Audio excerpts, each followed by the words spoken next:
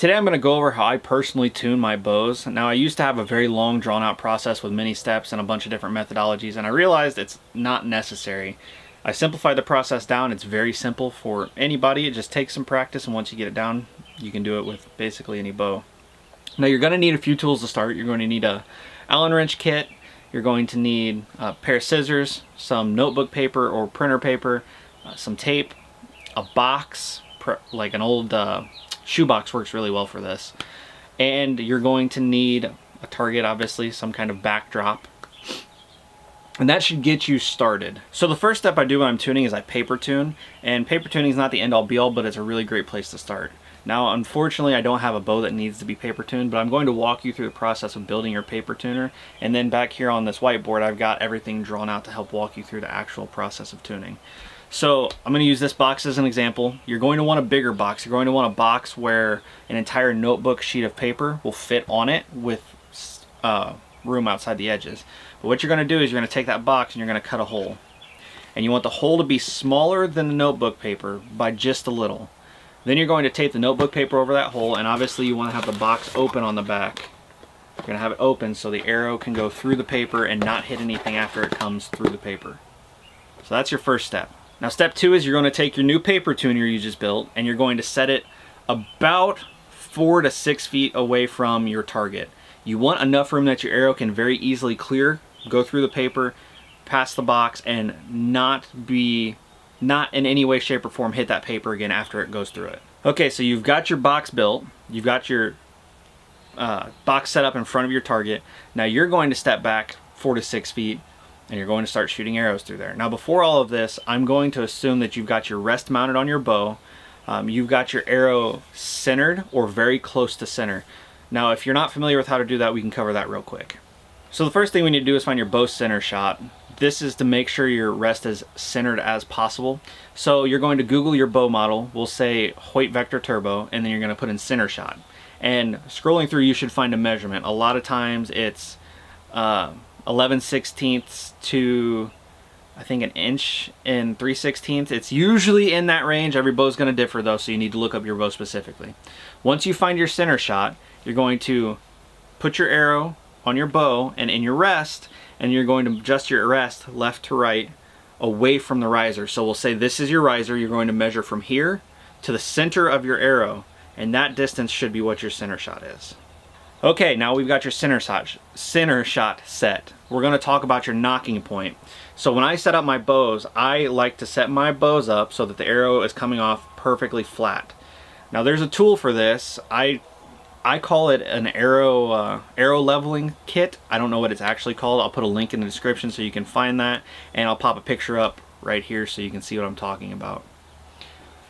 So basically, this is a bubble level that attaches to your arrow and then attaches to your bowstring, and you want to match this bubble level so this one is level and this one is level at the same time. You want your arrow coming off the string perpendicularly perfect. Now, if you don't have that kit, eyeball it. Get it as close as you possibly can.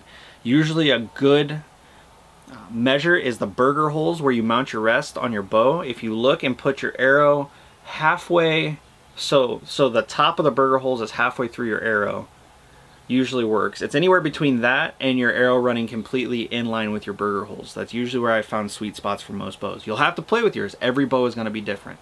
Okay, so we're going to assume now that you've got your bow close to center shot and you've got your bow close to perpendicular coming off the string, the arrow perpendicular coming off the string.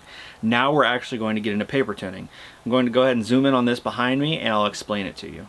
Alrighty, so this is a paper tuning chart, and you can use this one here and pause the video. You can also Google them and find them very similar. Basically, this just explains what you're seeing once you shoot your arrow through the paper. So once you've got your center shot set and your arrow's coming off perpendicular to your string, you're going to step back to your 4 to 6 feet. You're going to let an arrow fly through the paper. This is all the different tears you can possibly get, and this one particularly, I don't know if you can see that. I can't really see my camera angle frame here, but a perfect bullet hole looks like this. This is what you're going for. So if you shoot and you see that you're getting 2 veins tearing up top, and then it's a long tear to a point, or a short tear, just a long tear downwards, you've got your tail high, which basically means your arrow is coming off the rest at this angle, or coming off the string at this angle. So what you're going to do is you're going to lower your nock point.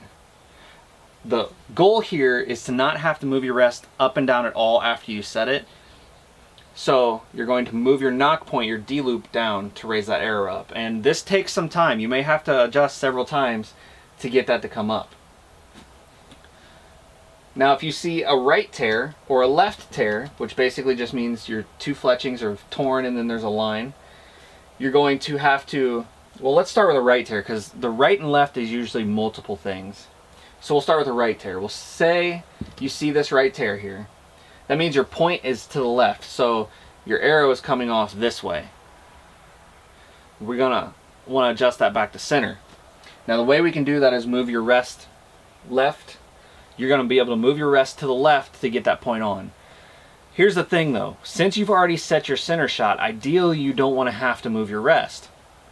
You can move it a little bit because your center shot may not be exact, but if you have to move that rest a lot, then there's more going on, and that's getting into yoke tuning. Now this is something you're going to need a bow press for. This is a specialized tool, and at this point, if you determine that moving your rest to the left doesn't fix your tail right, you should probably go see a shop, unless you have access to somebody who has a bow press and knows what they're doing. If not, go see a shop.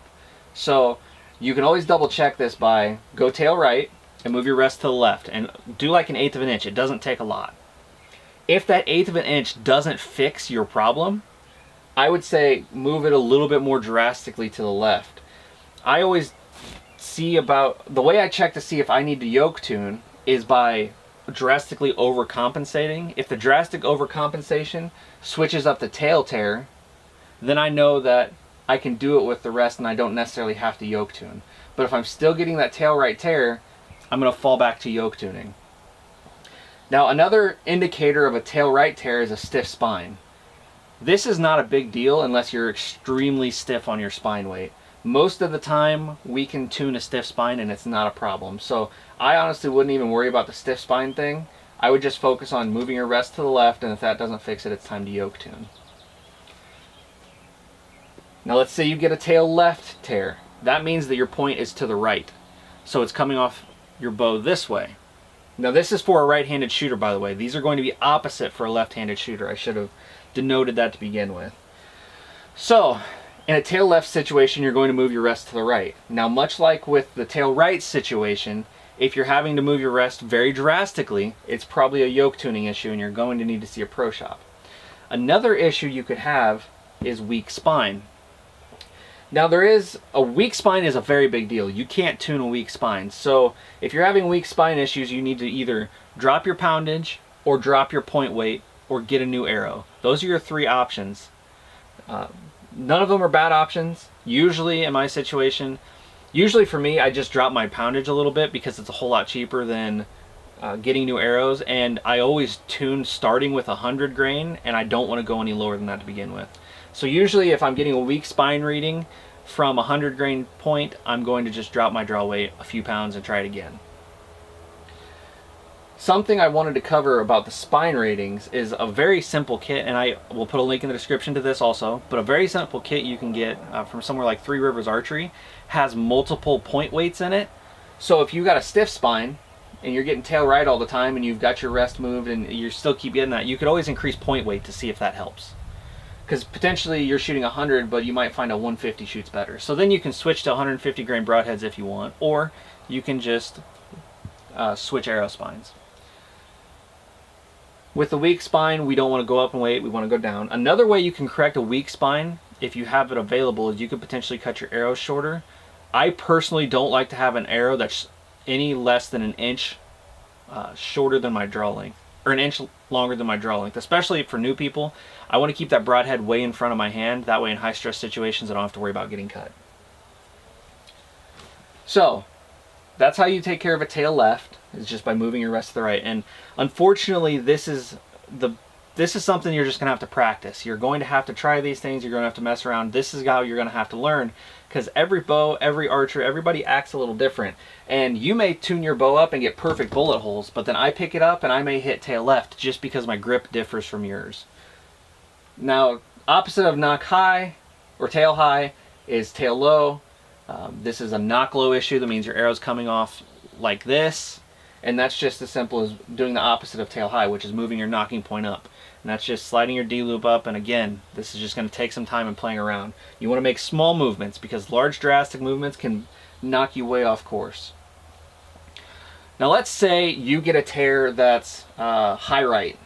We'll just say, for example, I always correct high and low first because it's simpler to correct. So let's say you get a high right tear, I would correct your highness to drop it down to just a right tear, and then I would worry about correcting your right tear. Now, unfortunately, the thing about paper tuning is I've seen circumstances where knocking point being high also creates a right tear, and when you correct this, it fixes it. I've seen circumstances where having a weak spine will create a tail low or tail high tear. So again, it's one of those things you're just gonna have to learn and play around with. Unfortunately, there is no real quick key to it, but that should cover all the basics. And if there's anything in here that you have questions about I didn't cover, by all means, drop down in the comments. Say, hey, I really don't understand this. I'm happy to expand on things more or explain things better. So let's move on to the next part of my tuning. So the next part of my tuning process is broadhead tuning. Now, simply speaking, broadhead tuning is making sure your broadheads and field points are hitting in the same spot. Now, I've preached this before and I'll preach it again. I don't like breaking arrows. I don't like using up arrows. Arrows can get expensive. So I don't ever shoot at the same spot with a broadhead and a field point on a target. So this is how I broadhead tune without doing that. I'll take my target and I'll pick a spot, and this is going to be my field point spot, and this is going to be my broadhead spot. So I'll just go ahead and label those for you. Field point, broadhead. Now on this target face, these spots are the same size and everything's equivalent. And then what I'll do is I'll go ahead and I'll shoot my field point and see where it hits. So we'll say field point, got the bow sighted in, and you're going to want to sight in your bow with field points before you do this part. So after you do all your paper tuning, go ahead and sight your bow in with field points. So I shoot and my field point hits center. And then I shoot my broadhead, and we'll say my broadhead hits top right. That tells me that I have not done everything I need to for tuning purposes.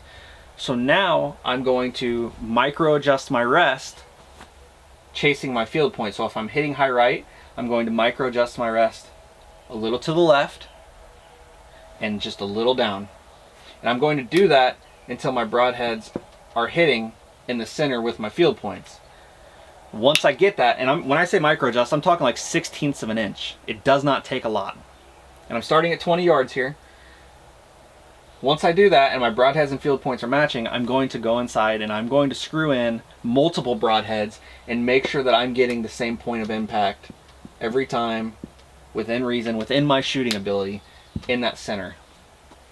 Now, you may not shoot multiple broadheads, and if you don't, that's fine. Just stick with the broadhead that you did this with. Because if that broadhead impacts and that's what you plan to hunt with, that's all you really need.